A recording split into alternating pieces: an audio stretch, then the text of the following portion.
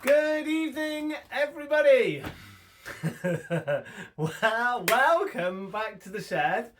Welcome back to tonight's episode of Cads Sufferers Anonymous. Because we have a parcel to open together, as you've probably seen by the thumbnail. And judging by, this is exactly how it turned up. This is genuinely, I haven't opened it yet. I know what it is, obviously. Well, it's a bit of marketplace roulette, actually. So I know what it's supposed to be. Whether it actually is what it's supposed to be, we'll see, won't we? And it has a bar sticking out of it, which the parcel force man was very pleased about. But anyway, welcome. I'll bring you over. Let's just get on with it. I'll bring you over, point you down at that, so you don't have to look at this ugly mug anymore. And we'll see what we've got. Come and have a look.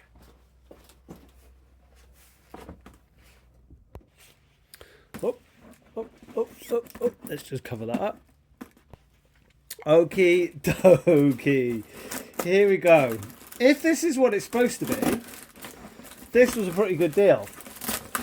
For, I don't know. Well, this will just be a marketplace random roulette. Come and find out with me how we get on. This is not the man who dropped it off, the courier, was very glad to get rid of it because he said it had stunk his van out all day. So I think I'm pretty lucky to have had it. And it's come all the way down from the top of Scotland, this has. So I think we're pretty lucky that it's turned up, actually. Okay.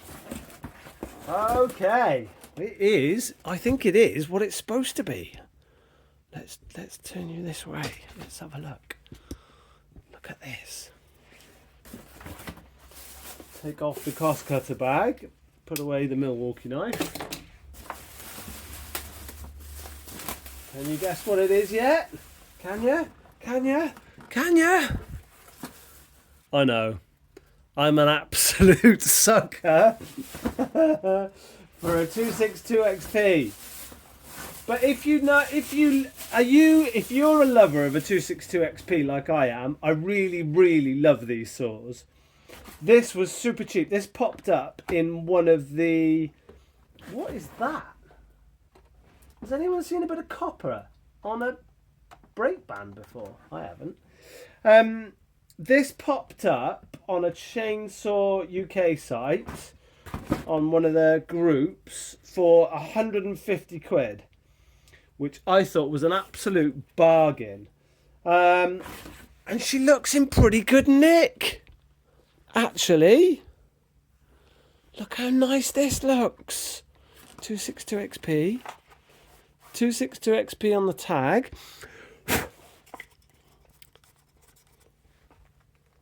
Black tag. Black tag is 90s, isn't it? So yeah, that's is that 95 then? I think this is a really late one. 95. What's my other one? Oh, my other one hasn't got a tag. She looks pretty nice, I think. So yeah, 150 quid this popped up for, and I didn't quibble with the guy because that's cheap. This is the thing with CADs, isn't it, boys and girls, if you're watching? But like these covers, hard to get hold of. You know, they're 40, 50 quid. A carb is 30, 40, 50 quid. You know, the choke levers on these are pretty unique. Not many, you know, it's all 254 stuff, a lot of it, but some stuff is a little bit unique. So, you know, it doesn't take you long to get to 150 quid, and that's without having an original cylinder and an original piston. Lots, that's the only drawback to these 262s. Lots of the bits for them aren't gettable anymore. And we've got a bar. We've got a 20-inch bar, which looks like it's definitely had better days. That's going to need dressing before it goes on anything. But to be honest, I think this is going to... Well, we'll talk in a bit about what I'm going to do with it, because I'm not sure yet. I've been waiting to see. Let's see. This is the most important bit, isn't it, guys, when you get a new saw? What is the chain on it been like? Can the bloke who had it file or not? I'll tell you what, it feels sharp. Well, that one's... This chain doesn't look too bad. It still feels pretty sharp. I'm trying to work out, it almost looks like it's been square filed. I don't know, it's been filed a bit oddly.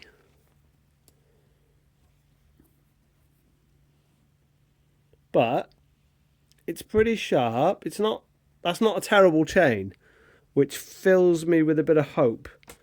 Because normally the state of the chain says everything about the state of the saw, doesn't it, guys?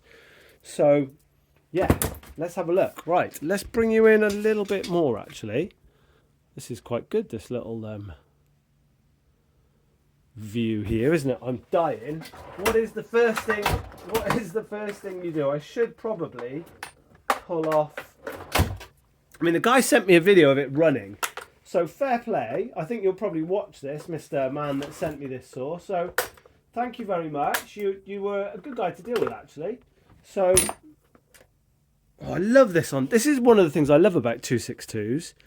They've just, you know, you've got air filter and air box. It's a great design, I think, personally. It's not too bad in there, is it? Oh, I'm just dying to get the air compressor on and clean it all out. What carb? Oh, I really want to know what carb it is. Is it the big carb? Or is it the 87? Is it a Walbro 87? Can't tell. Is it a Walbro 87? Don't know. It's a later cylinder, so it is a later saw, I think, because it's got decomp on it. So the other one I've got, which I think is an early cylinder, well, I've got lots, obviously. I've got that silly box of them, but the... Oh no, that is a decomp cylinder as well. So maybe... I need to have a look, really. I need to have a look whether it's the Mahler cylinder or the KS. Oh, let's get it right. I'm going to get the top off and have a look. Hang on a minute. Hold the line, caller. Okay. 5 minutes later, giving her a bit of a blowout, very quick blowout, and I've got the old torch out and we've had a look. So it's the Mahler cylinder. I can just see, you probably can't see it, just see Mahler down in there. I can't think what my other one is. I can't remember off the top of my head right now what the sought after cylinder and carb is for these, but it's the Mahler cylinder. And just down in there, it says HDA 120.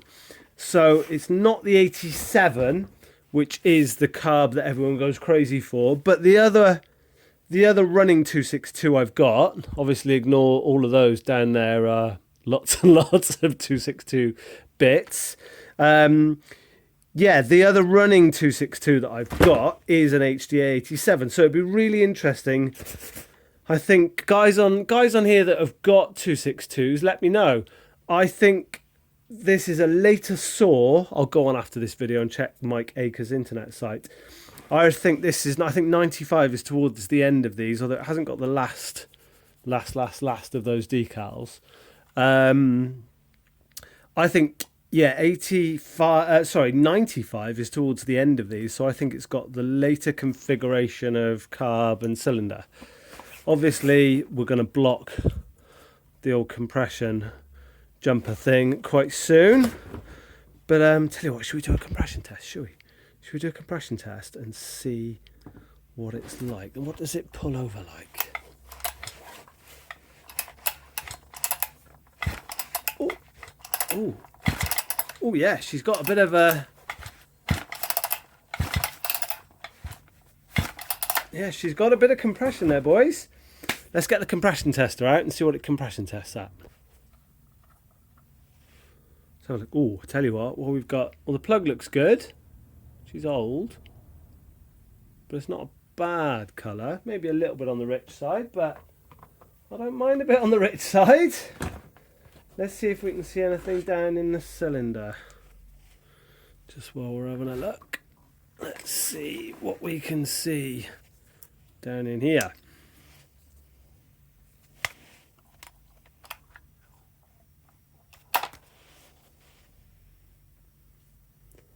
Oh, some scoring. There's some marking on the exhaust side, but it's not horrific. It's what I'd call running marks, really. I was watching a thing the other day, Donnie Walker's thing, and he said, be careful doing compression tests because they don't tell you everything. And I think the longer I get into this, the more I'd agree with that. There is a bit of damage actually over the top of the exhaust. But she's not terrible. She's not terrible. Right, let's put the compression tester on anyway and see what we can get it to read. This is the one, isn't it, really? Because I think I haven't looked for aftermarket cylinders and pistons for these for a while. Are there good pistons and cylinders for these available, guys? I was really lucky that other one that I've got, that my other running one, I got basically given it as a carcass that had been at the bottom of the ocean or something. And I can't quite get this to seat properly. Yeah, and I found on UK eBay a NOS piston and cylinder, new old stock Husqvarna piston and cylinder. So it's all brand new, and I got really, really lucky because it was the sought after one. So yeah, got very lucky with that. Right, I'm just going to pause you and pull this over, and then we'll see what sort of compression she blows. Okay, so we've pulled her over. So not amazing, not terrible, but not amazing. She's about, I don't know if you can see that very well, guys. About 140, about 140 psi that is.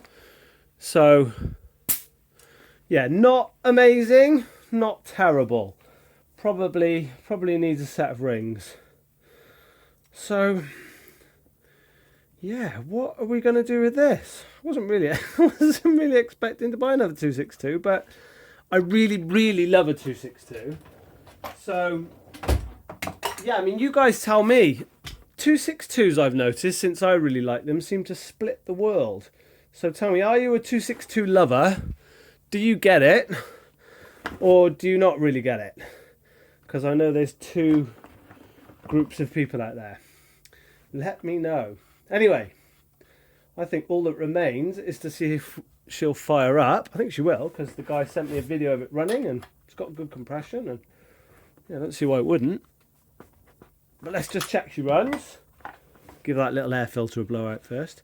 And then, yeah, let's work out what to do with it. Okay. So, yeah, lid, put the top back on it. Put a little splash. There is still fuel in it. No wonder the parcel force man wasn't very happy. It was a bit smelly in the car on the way home. Never mind.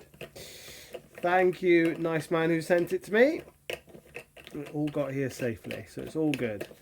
It is a pretty clean saw, actually. It doesn't look like it's done loads and loads.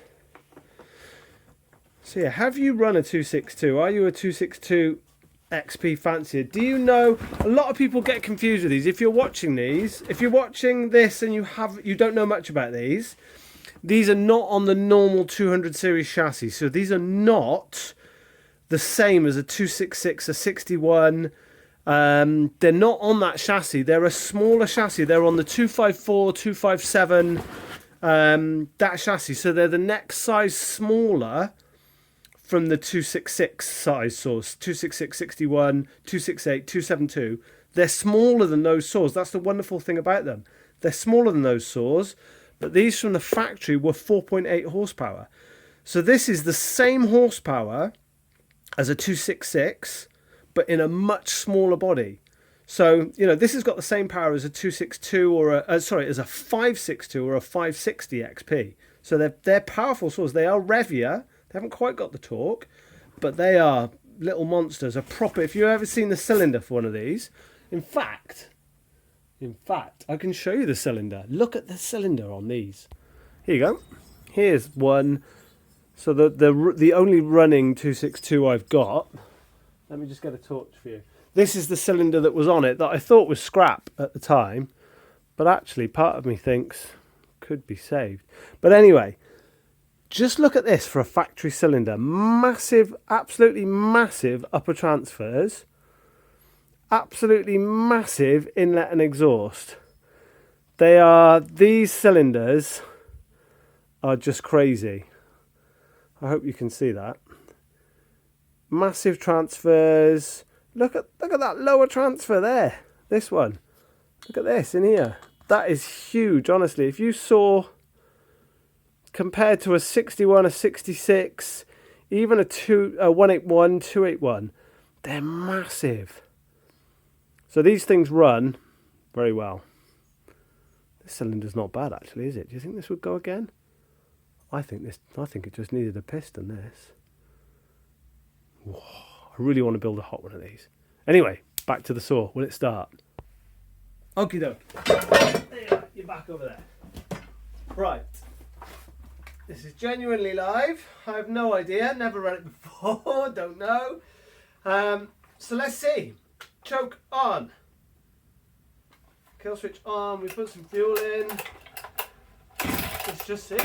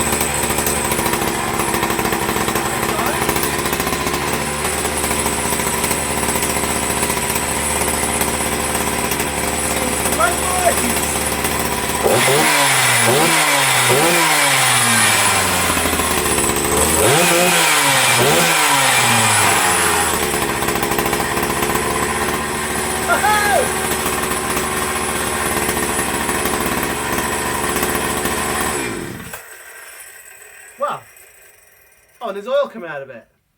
So I think the oil pump works as well.